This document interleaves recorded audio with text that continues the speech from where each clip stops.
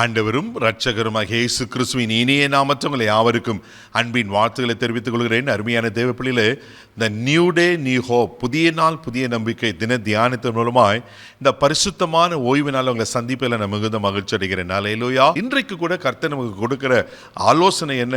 நீதிமொழிகளின் புஸ்தகம் 24ஆம் அதிகாரம் 10வது வசனத்தை கூட வாசிக்க கேட்போம். ஆபத்து காலத்தில் நீ சோர்ந்து போவாயானால் உன் பலன் குறுகினது.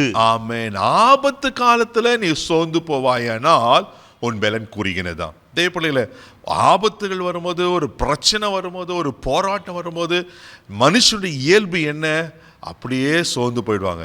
ஏதோ ஒரு டாக்டர் ரிப்போர்ட் சொல்லிட்டாருன்னு வச்சுங்களேன், எப்படி இருக்கும்? ஐயோ, அவ்வளோதான், உடஞ்சி போயிடும். இந்த மனுஷனுடைய இயல்பில் நான் ஆண்டவர் பிள்ளைங்களுக்குன்னு ஒரு ஸ்டேட்டஸ் இருக்குது.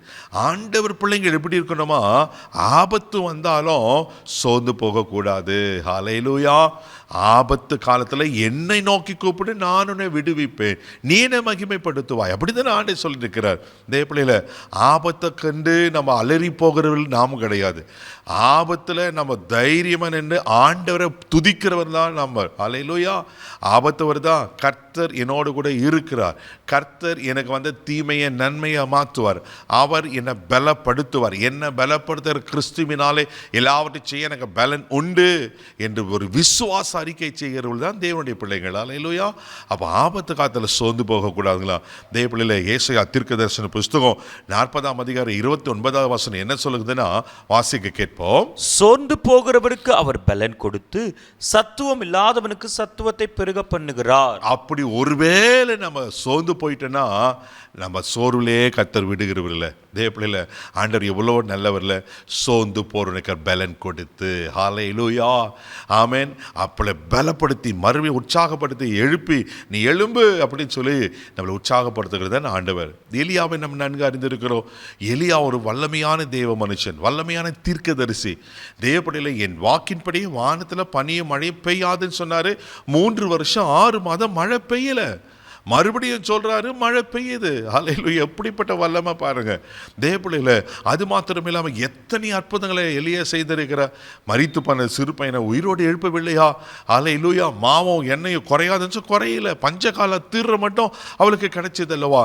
இப்படிப்பட்ட நன்மைகள்லாம் அற்புத அடையாளங்களை செய்த எலியா பாகாலுக்கு விரோதமாய் சவால் விடுகிறார். அவ்வளோ தைரியமாக என்று பேசுகிறார். அப்படிப்பட்ட எலியா ஒரு பெண், ஒரு ஏசபேல் சொன்ன வார்த்தை நிமித்த சோர்வு வந்துச்சு. அந்த சோர்வு வந்தோடனே அவர் அவ்வளோதான், ஐயோ நான் அவ்வளோதான் மறிச்சிடுவேன். தேவப்பிள்ளையில, அந்த சோர்ந்து போன எலியாவை கர்த்தர் அப்படியே சோர்வில் விட்டுட்டாரா? இல்லை, எலியாவை கர்த்தர் பலப்படுத்தினார். ஆமே, எலியாவே, நீ இன்னும் பண்ண வேண்டிய பிரயாணம் இருக்குது, நீ போக வேண்டிய தூரம் இருக்குது, நீ எகுக்களை அபிஷேகம் பண்ணணும், நீ எலிசாக்களை அபிஷேகம் பண்ணணும், அப்படின்னா ராஜாக்களை தீர்க்கதரிசிகளை அபிஷேகம் பண்ணணும் அப்படின்னு சொல்லி கர்த்தர் எலியாவை எழுப்பவில்லையா? தேவப்பிள்ளையில, இன்றைக்கு உங்களையே பார்த்து சொல்றாரு, சோர்ந்து போகிறவனுக்கு அவர் பலன் கொடுத்து. ஹல்லேலூயா. அவர் உங்களை சோர்வில் விட மாட்டார். ஆபத்து காலத்தில் சோர்ந்து போகாதீங்க. அதே ஏசாயா 40-30 கூட நீங்கள் வாசிப்பீங்கன்னா, இளைஞரை இலைப்படைந்து சோர்ந்து போவார்களாம். ஆனால் 31 ரொம்ப அழகாக சொல்லப்பட்டிருக்கோம். வாசிக்க கேட்போம்.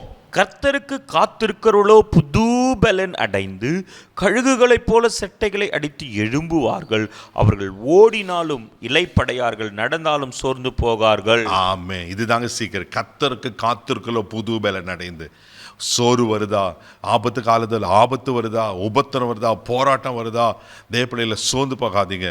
நீங்கள் கர்த்தருக்கு காத்துருங்க, கர்த்தர் சமத்தில் காத்துருங்க, கர்த்தர் உறுதியாக பெற்றுக்கொள்ளுங்க. அவர்களை பலப்படுத்துவார். நீங்கள் கழுகுகளை போல உயர உயர உயர எழும்புவீங்க. செய்ய வேண்டிய காரியங்களை, சாதிக்க வேண்டிய காரியங்களை, பெற்றுக்கொள்ள வேண்டிய காரியங்களை பெற்றுக்கொள்வீங்க. நீங்கள் ஆண்டவருக்கு சாட்சிகளாக இருப்பீங்க. கண்களை மூடி நாம் ஜெபிக்கலாம். அன்பு தகப்பனே, உமக்கு நன்றி சொல்லி துதிக்கிறோம், ஸ்தோத்திரிக்கிறப்பா. ஆபத்து காலத்தில் சோர்ந்து போவாயினால் பலன் குறுகி போகிறது என்று சொன்னீங்களே ஆண்டவரே. யாராருக்கு இப்படிப்பட்ட சோர்வுகள், ஆபத்தை, பிரச்சனையை, போராட்டத்தை பார்த்து சோர்ந்து போயிருப்பாங்கன்னா இன்னைக்கு பலப்படுத்துங்கப்பா. இன்னும் அந்த சோர்விலிருந்து எடுத்துருங்கப்பா.